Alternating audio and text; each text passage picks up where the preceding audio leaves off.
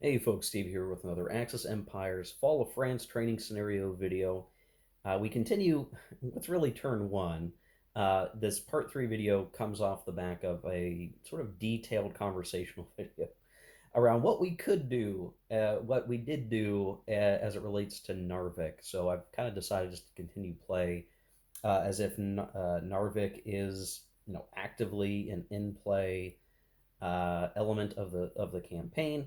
Um, and just based on just to summarize some of that, if you didn't watch it, though I do recommend that you do, because I think there's a lot of learning to be had in that conversational video of all the hypothetical situations we could maybe have tried to tackle. Uh, the Germans have kind of made it really hard for the Commonwealth to get into Narvik. And in fact, they've kind of invested enough support markers into it that Narvik is, the Germans still have to move into Narvik and maintain the control of it, but there's really not a good capability for the Commonwealth to try to get in there and disrupt it. So at this point, the Allies are going to be committed to making sure that Britain doesn't get invaded and doing what they can to continue the fight in Europe proper, or on the continent rather, with the French and the Belgians and all that good stuff. Now, because it's just the first turn, there's not a whole lot of craziness happening for the Allies to actually do. So if we're not going to be spending our support markers to do a tremendous amount of effort in attacking or doing this, that, or the other. Um, that's just the situation. This might be a really fast one for them, and we can jump right into turn two. Though I'll point out for turn two, we've got mud in the north, which is going to affect things. And really, even the second turn of the scenario is probably going to be pretty quiet, um, because I was informed that the Germans could, in fact, declare war on Belgium and Holland, but it doesn't make a whole lot of sense to do that because it enables the Allies to kind of gain some hex position in Belgium, Holland. So we do, just as a strategic thing, the Germans are going to wait for KCLO to execute, to wait for the summer, get those nice blitz markers, and smash our way through then. So we effectively have an operational pause for the Germans for their next turn. We still have this first Allied turn though, and uh, we do need to do that. So um, let's see. I guess I need to make sure I do this in order. So yeah, we're gonna have the seasonal phase for the Western Allies. So we have our options card. The While this card has a later number than the card that is yet to be played by the Western Allies, I'm just double checking this to be the case. Yes, March, April 1940, we were playing card 23. Card 16 will come later. So card 23 is Commonwealth support. Now, there's a C in a circle, which means it's related to a combined game. There's a notation here. Quit India. It is a condition that quit India is not in the Dicenso strategic warfare box. So this just indicates like if we were playing a combined game and we had quit India, which basically means like India's not, there's no longer a part of the British Empire, I don't think. I think that's the situation. If that were the case, we maybe couldn't play this card because we don't have Commonwealth support. The Commonwealth was negatively affected by the exit of India. But here we're going to get to play this card, so we don't need to worry about the requirements. What do we get in our force pool? We get two 1/2/2 colonial units. Um, so I don't know if it matters which ones we pick for this. When I look at the force pool and just like they have a 23 on the counter, so I know that they're tied to that card. I have all that. I'm just going to pick the Australian and Indian colonial units. That feels appropriate. These are going to go into the force pool. However, I should point out that by special rule for this scenario, make sure I can get to the right page again. I should just set this up. Under Special Rules 23.4, no British colonial reinforcements. So The Western faction does not apply the Commonwealth support conditional event in this scenario. Those troops have been sent to the Mediterranean instead. So, again, when we reference the card, like some of the Russian cards that we saw in the previous scenario, in the conditional event segment at the end of the Western Allied turn, you would ordinarily get a colonial step, but we're not going to get that. So, despite these colonial units going into our force pool, we're really not going to get anything there. We will get, however, in this next segment, which is going to be the next one that we're really going to play through is the replacement segment. We're going to get one infantry step as Britain, so that's good, certainly a good thing. But we'll need to figure out how we execute that. I'm just kind of looking around. We're going to have to probably start with putting that on one of these guys or something. Would be the thing to do.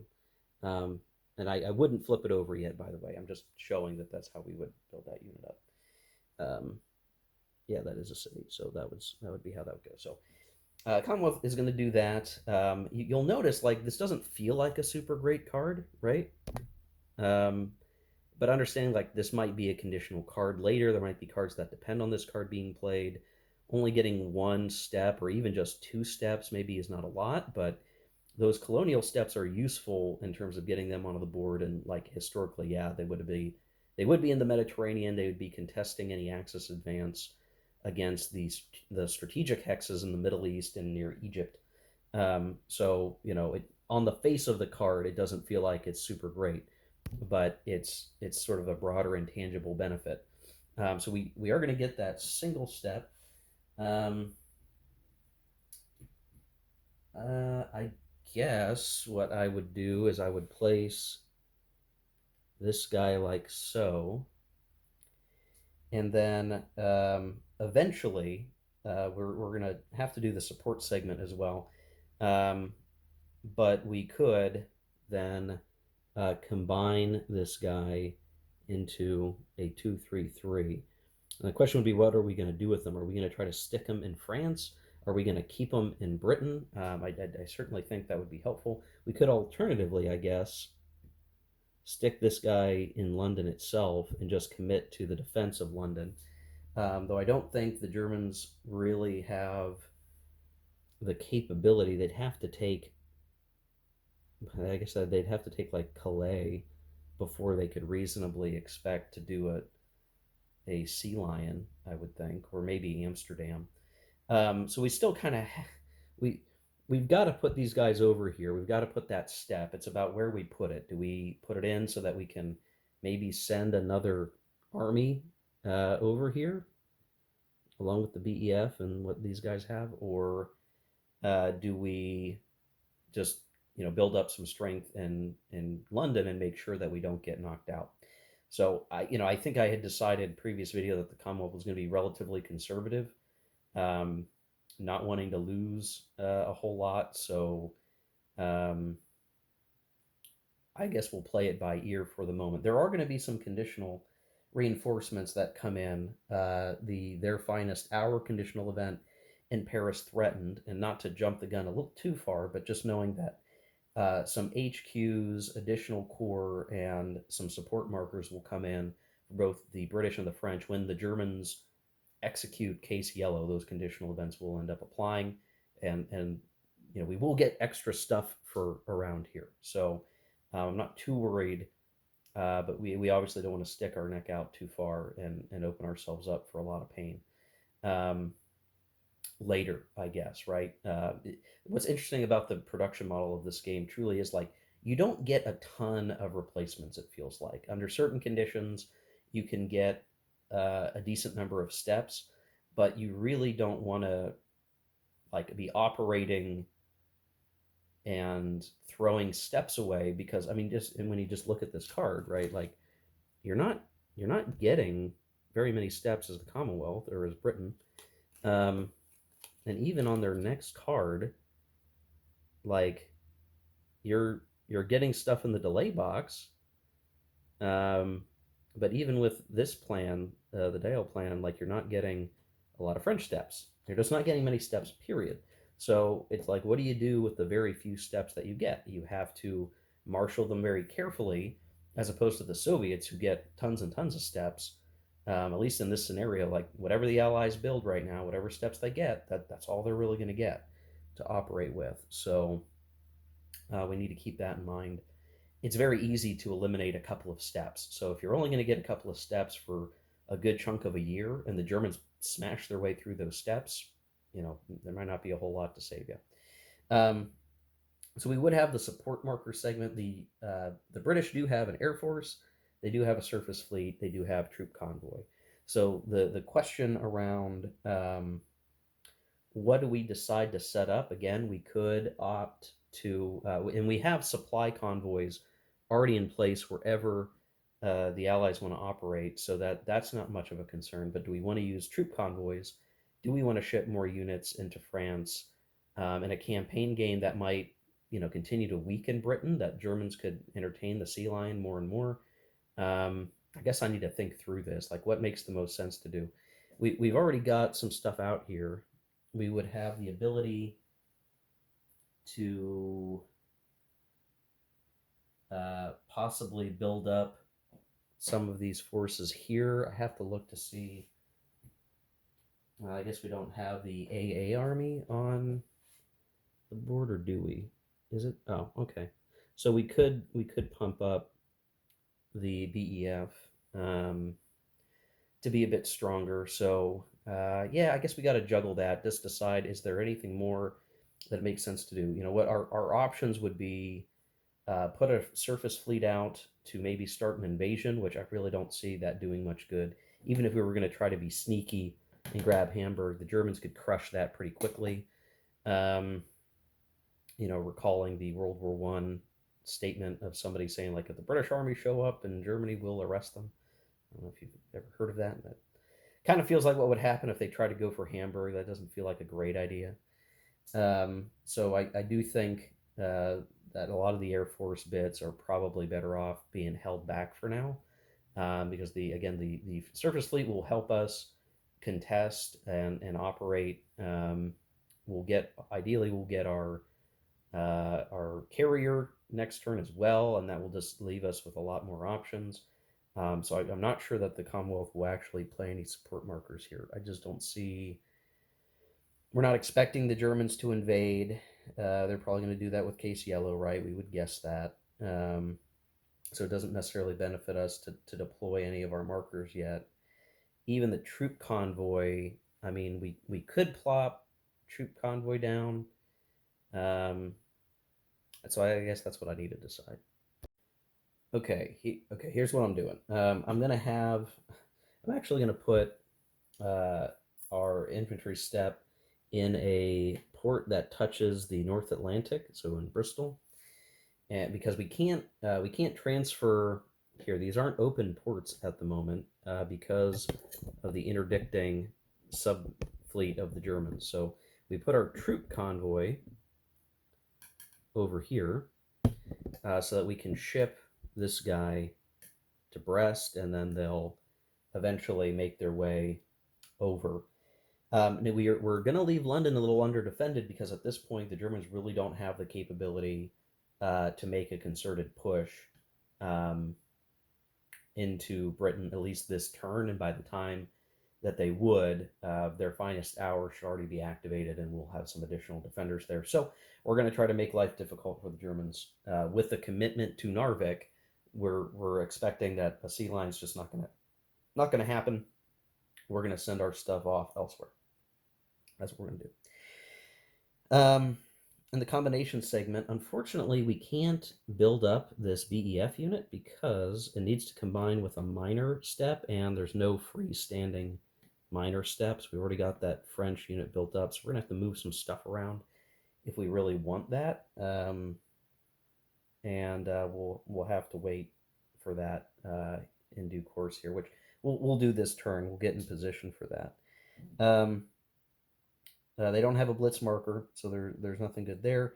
We talk about combination. I don't think there's any obvious combinations to make. I don't think the French have any three-step units. So in some of these cases, these guys are already as maxed out as they're going to get for the moment. So not much to do for combination. Operational movement. So this is where we will have this guy ship to Brest. Easy peasy. Or maybe Nantes would be shorter path. You can go 1, 2. Yeah, that might be a little better. So we'll go into Nantes for the moment. I'm sure I'm mispronouncing that, by the way, but oh well. And then what we can do is have this guy.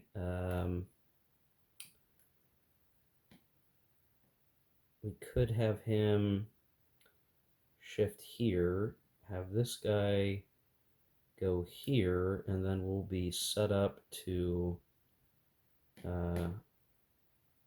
They don't get that much better for combining, which is fine. We'll have those guys set up there. And we'll end up moving this guy somewhere over here. We could then move this guy right here. So just trying to strengthen this obvious line here, kind of the best that we can do. Do we move up the Marseille unit? I mean, we could. I don't know if leaving Marseille empty really does anything. So 1, 2, say 3. Just have a unit here, and we'll move in somewhere later. We don't have any Zocs to worry about, so we can continue to rearrange around here however we wish a little bit later. So that would be the operational phase. Trying to see if there's anything else. Oh, and we would we're going to move this guy to Bristol because we're going to ship him in the reserve movement phase. So currently this is used, but it'll go back here, and in reserve movement we'll have the capability to move a unit again. Easy peasy. Now, would the Allies have any attacks they want to perform? Probably not. We could fight down here, but we would only be attacking with barely any attack strength, so it's not worthwhile. So we would go right to the reserve movement phase, and again, this is, I'm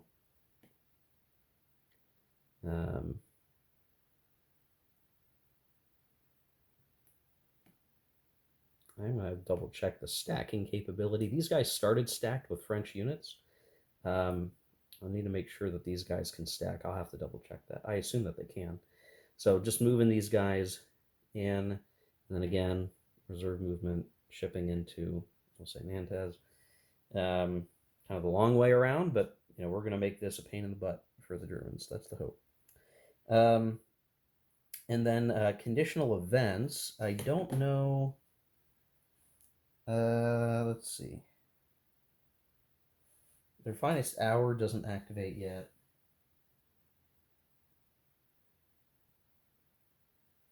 And Paris threatened doesn't activate. So I don't know that there's any other important conditional events that we need to be concerned with. I'm going to double check that. Conquered Western Minor reactivation, no. Access country liberation, no. Their finest hour, Paris threatened, no. Reduce U.S. impact, no. France rises, no. Lend-lease to France, that's not going to matter here, and no internment is really going to matter here. And the rest of the events don't apply. So that's really it already for the Western faction turn. There's not much to cover there. I am going to roll. So we're going to look at the delay segment, and we're just rolling for the German airdrop marker. So I'm going to roll. Okay, I rolled a 1. Let's see if there are any modifiers. So let's see.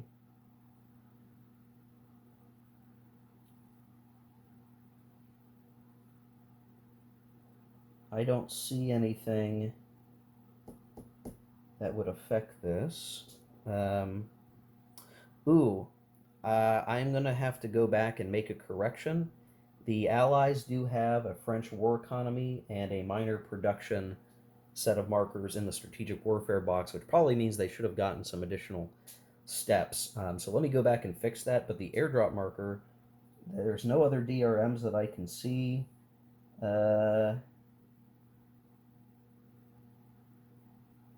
so the airdrop marker is going to come back next turn. So let me go figure out the status of these possible additional replacement steps. 1 second.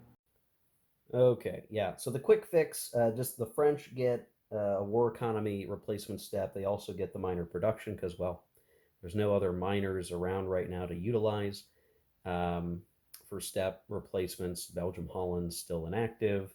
Norway is conquered. Um, and so, yeah, there's not much to do here. So the French got 2 steps. They formed up into a army, and then they moved into the front line near Belgium, Holland to kind of help support that. So, um, yeah, that kind of does it for the turn. The very last thing, we'll talk about what is returning to force pools here for a second. So, um, we had the airdrop marker. Fallschirmjäger is coming back. Oh, you're not going to see this very well. We're going to get some more armor build-up units and infantry build-up units. Boy, the focus is a real problem. So that's the German set of stuff coming back in. So that's pretty good. Those are pretty good units. I'm happy to get them. And then for the Allies, they are getting the, let's see if we can get this, the Polish um, colonial unit and Force H carrier fleet. So those are going to go into the force pool, the available markers box. And so now the British fleet, we have 2 fleets effectively for the British. So our ability, our options, our flexibility is going to be much greater as we go into the April, May turn.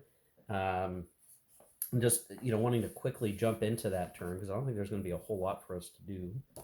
Understanding that the weather is mud. Now we've talked a lot about like what does mud weather do in some of the videos for Barbarossa.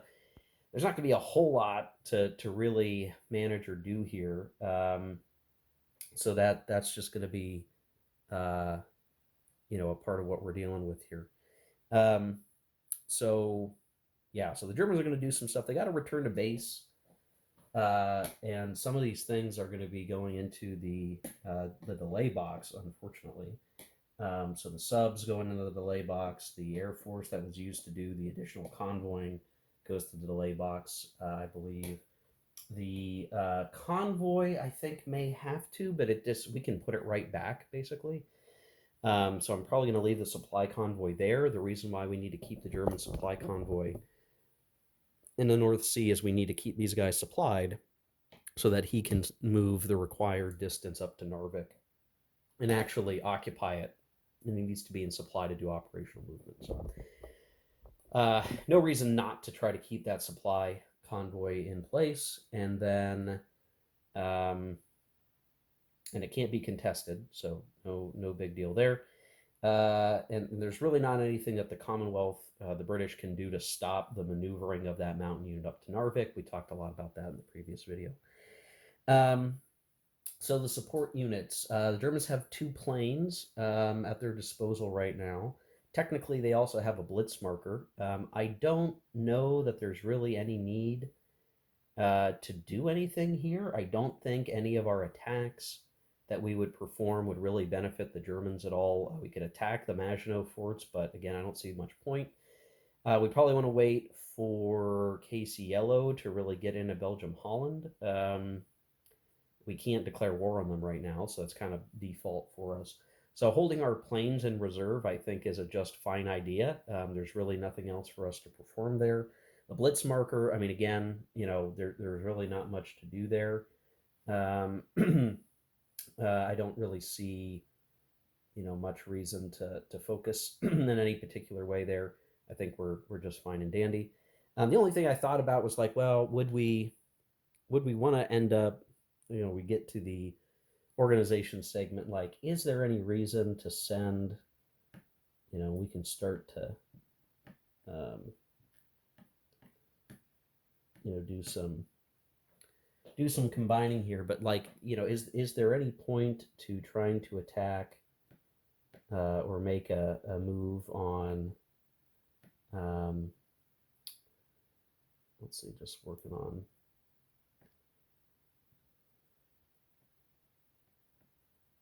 uh, moving guys forward. That's looking all good.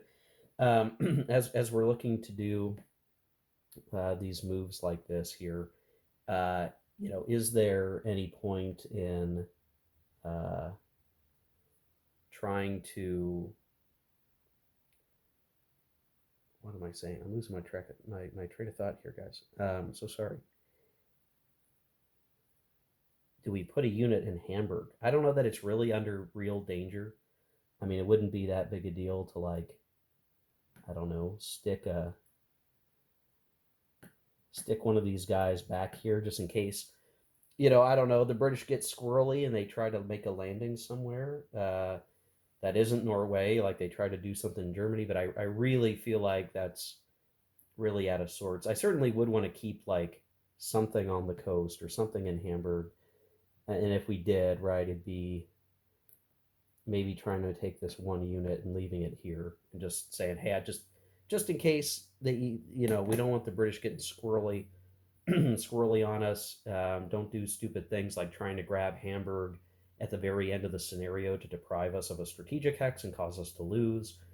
We can stick something in Hamburg. I think that's, I don't know. You guys tell me. Is it even worthwhile to do that? I'd rather just like not allow sneaky gamey things at the end of a campaign or in the tail end of things that could just throw the whole scenario. So, some level of protection makes sense to some degree to me, I guess. That's the way I'm looking at it. But everything else, I think, is generally fine. And if we did any other, let's see, can't move in that guy. These guys are maxed out for the moment. And yeah, it's all kind of maxed out for steps. I think we're looking just fine there. And then we would have in the north, I'll move the unit and show the aftermath.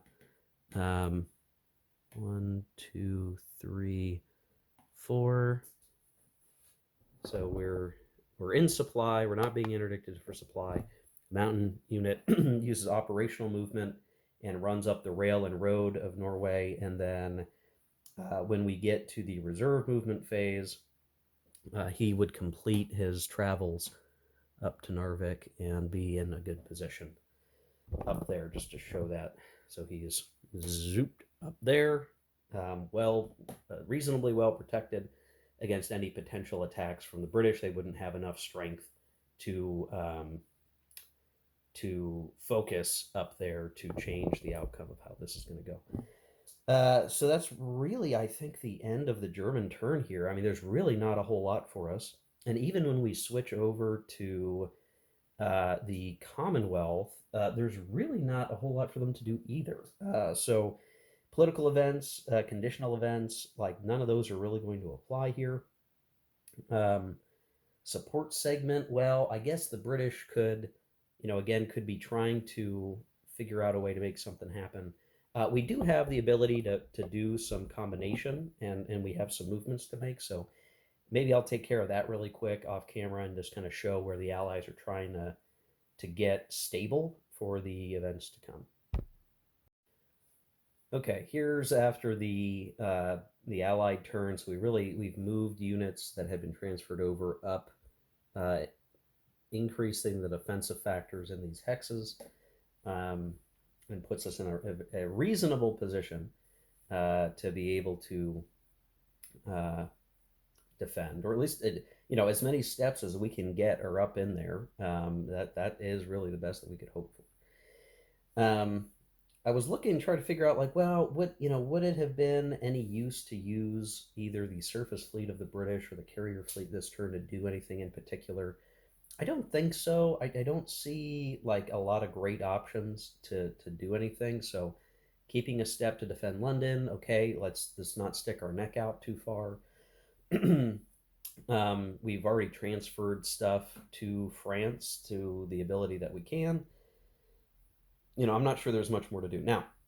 If you're watching this and you have experience with this scenario and you think, hey, maybe there's something else I should be doing, I've got 2 fleet markers. What else can I be doing here? Maybe in the North Sea, maybe somewhere else. Would it have been worth sticking a ship in the delay box to delay that mountain unit getting into Narvik? I think probably not, right? So I don't know. We'll have to see, what else comes out of this. That'll be part of the question that we'll need to solve for. So with that, there are 2 units in the delay box: the German Air Force and the German subfleet. There's no modifiers, as far as I can tell, on any of these die rolls, so it's just going to be a straight die roll.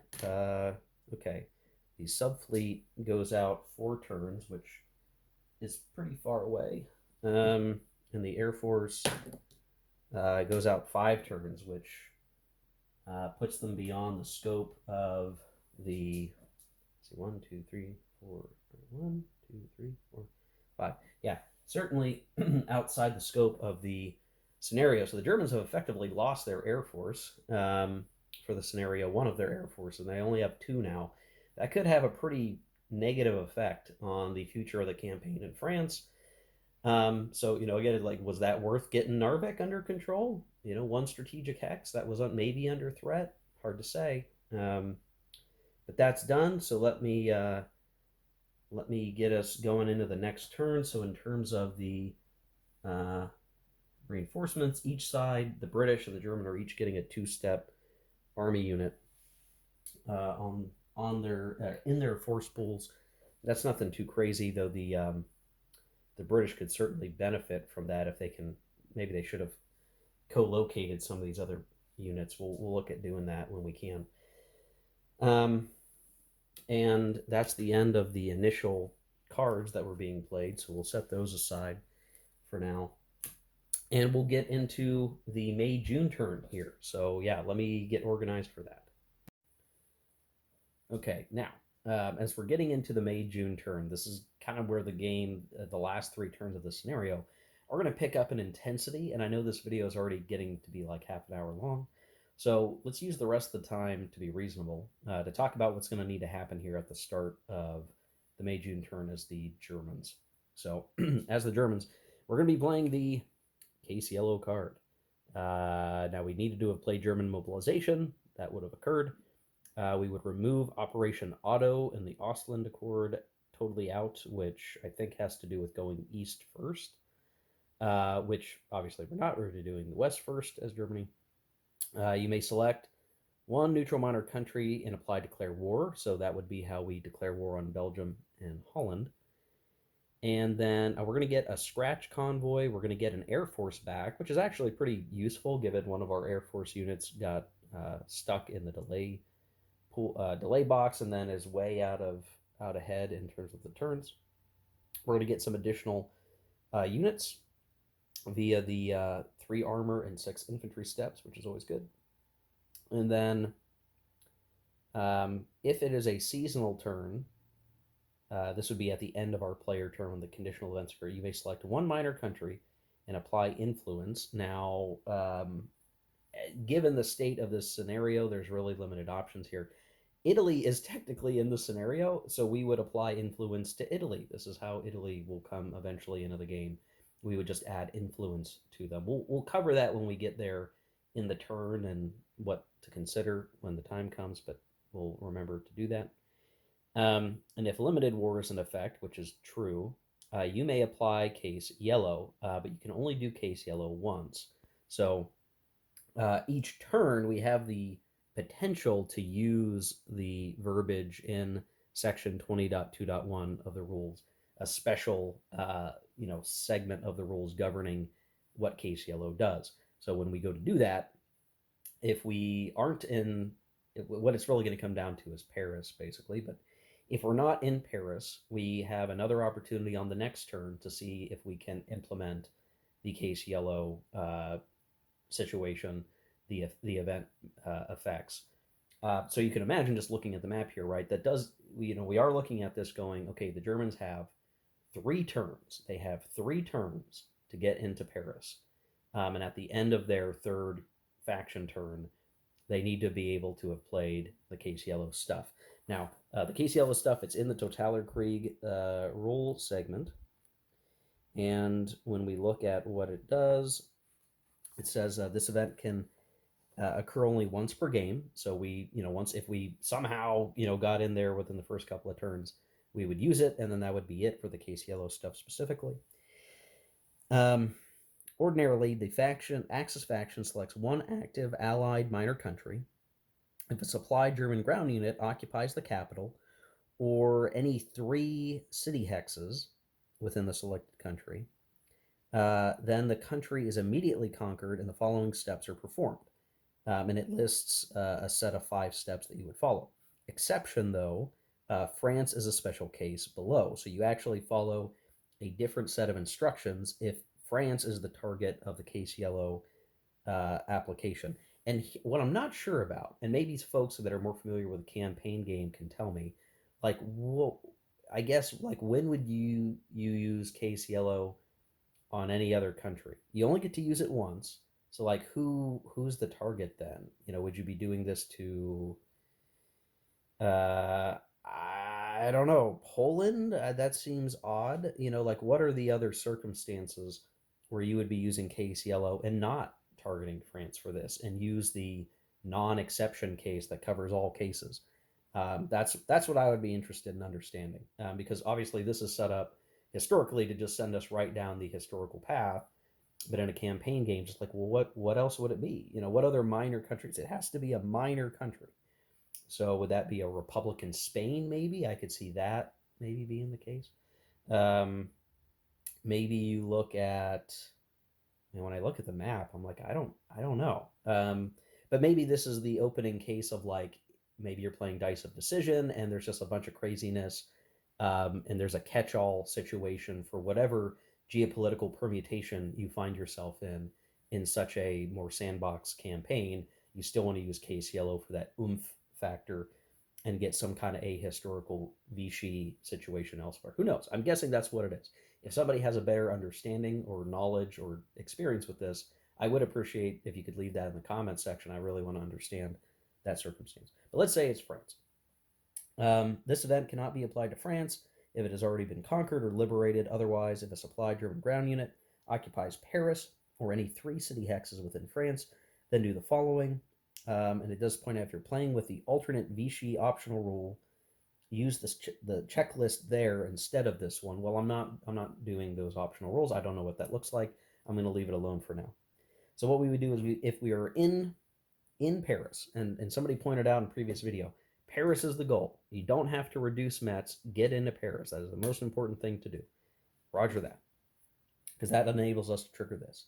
Step 1 is you remove all French units and markers without a V on the reinforcement code from the game. Set aside all remaining French V counters. So this is where, like, doesn't matter what's in Metz or these, like, we're going to move all those out of the way. They're going to go away. And then we'll move any units with a V on them somewhere else. Set them aside. Then we place the FRA, the France colonial unit, in the delay box. So the British will get something for this, that's sort of the free French remaining assets. Then we would place the German Alsace-Lorraine and Northern France ceded land markers in the ceded lands box, and in turn all Allied counters in Northern France and Alsace-Lorraine. So that's cool. Certainly want to do that. I guess that's where you do have to look at Dynamo and try to, like, get the British out of there, because you don't want the British to be interred, probably. I don't know. I haven't looked at internment, so I would have to go look at that. Step 4, Syria is created as a neutral minor country. You remove the Syria French dependent marker From the ceded lands box and internal counters in Syria. Well, in this scenario, Syria is not included, but that's good to know for a campaign game. Vichy is created as a neutral minor country, and in turn, all counters in Vichy territory. Okay. Well, there's going to be none at the moment, so that's fine. Um, and then step 6: if a German ground unit occupies Paris, I mean that's the only way that you could have triggered this anyway. So I'm not sure why they're saying that again. If German ground unit occupies Paris, the Axis faction may select one neutral or friendly minor country that shares a border with northern France or Vichy and apply influence. Aha. So if we had applied influence to Italy and they have a pro-Axis marker on them, I suspect that this would enable Italy then to properly join the Axis faction as an active country. I suspect that's the case. Um, the Axis faction can though select a just created neutral Vichy. So I guess that's a different thing. Like, don't team up with Italy. Maybe try to actually get Vichy to be an active participant in the Axis forces. That's interesting. And then finally, you place the France defeated marker in the Dicenso strategic warfare box and remove all non-F French units in play in Dicenso. Now, for our purposes in this training scenario, we don't have to do too much with that other than just getting into Paris and removing all the other units, and that's kind of it.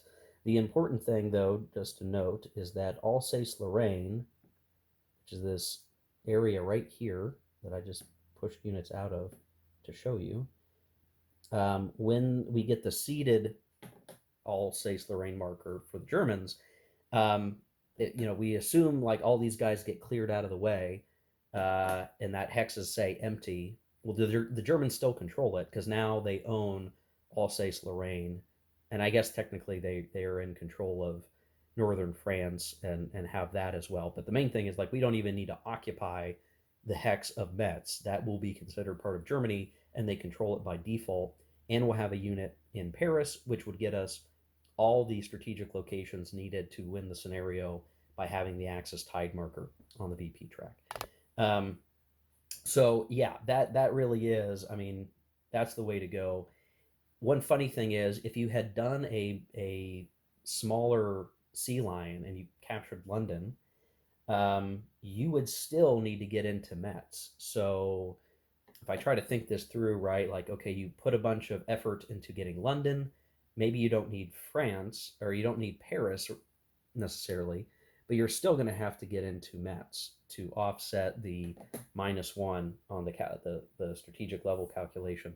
So you'd still have to basically concentrate German effort and crack your way into Metz, which maybe you still could do that, and maybe that's an interesting alternative exercise if I were to play the scenario again to see how that would work. Like go hard, try to take London, get a hold of Metz. The problem is, if you're doing that, who knows what's happening to Narvik. So there's definitely a little bit of like, just what are you going to try to achieve here in the scenario. But all that said, that's the situation. That's the requirement now, right? The Germans are going to effectively have, 3 Air Force markers to use to try to get into Paris. How soon we use them, that will be interesting to see.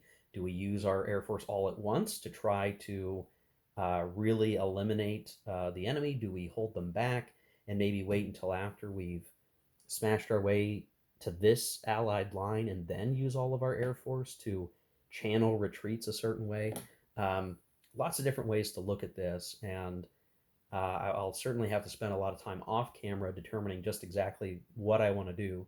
If I excuse me, if I end up failing this scenario and not getting into Paris, um, I guess I'm okay with that personally, just because hey, we fiddled around with Narvik a whole lot. I didn't have to do that. I could have just simply ignored Narvik, like the scenario is currently written in the rulebook, and just focused on Paris. So I took a distraction willingly that I didn't have to, just to see how the system works. So if I fail, that's the deal. One other thing I'll close with, because I think this is a very interesting aspect of the system to consider, that this Case Yellow situation, that enablement to shut down France after taking the capital, is only good for the 3 turns or I guess the season that you play Case Yellow in. So for this training scenario, all things are kind of set for us. In a campaign game, you certainly wouldn't, I don't think, would want to play Case Yellow in the spring, right? Because you're going to have a mud turn, you're going to have crap you're going to have to deal with, and you're only going to get 2 turns to be able to declare the Case Yellow, situation, and take France out. You almost certainly need to play it in the summer, so you have as many turns as possible to get the job done. And it makes me wonder in a campaign game, like, yeah, what happens if you really screw up or you get really bad dice rolls? You don't succeed in getting into Paris by the end of that summer where you've played Case Yellow. Like, does that mean you're going to have to conquer France the old fashioned way and conquer every city? Because there are cities, just to show, there are cities, you got to get down to Marseille, you got to get to Toulouse, Bordeaux. You have to get all around potentially, I think, at that point. And that's an interesting game state. Does the Axis give up at that point, maybe because they're so far off the timeline they need to be on? In World in Flames, like you if you have not taken Paris and you get into that first winter of the war, or not first winter, I guess it's the second winter of the whole war, and France has not fallen, that's usually a good reason to like reset the game, because things are thrown off so badly. So I wonder what is it the same in Axis Empires here? Like if you fail Case Yellow, is that a start the game over kind of situation? I don't know. I'd be interested to hear how often France survives. Can they survive that summer? Now the Case Yellow special case won't happen, and you'd have to conquer France the old-fashioned way, unless there's another card in the German deck that can affect this. I am interested in understanding that. I may look at some cards to see, what alternatives there could be for this. But anyway, that's all prep. So we've talked through, kind of a quiet turn, getting things in order. We're planning our Case Yellow execution. In the next video, we are going to crack our way through these 3 turns, maybe all 3 turns, and get to the end of the training scenario, and we'll have either defeated France or stuck in trench warfare like a true sequel to World War I. We'll see. Anyway, thanks for watching, guys. Take care. Keep gaming. See you in the next one.